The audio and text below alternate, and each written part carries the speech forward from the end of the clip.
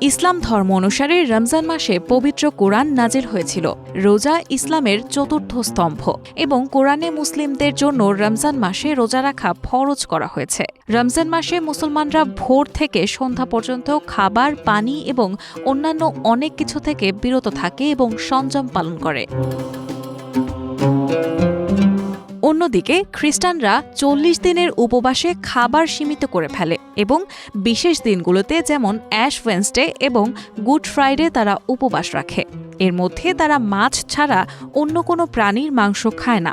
বাকি সময়টাতে খ্রিস্টানরা বাইবেল পড়ে, ধর্মীয় সমাবেশে যোগ দেয়, দরিদ্রদের সাহায্য করে এবং ধর্মের শিক্ষা ছড়িয়ে দেয়।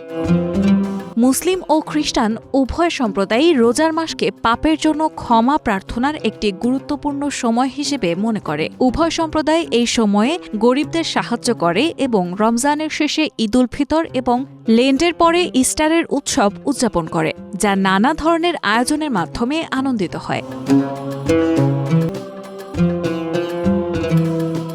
এই রমজান বা লেন্টের মতো উপবাসের প্রথা শুধু ইসলাম ও খ্রিস্টান ধর্মেই নয়, অন্যান্য ধর্মেও রয়েছে।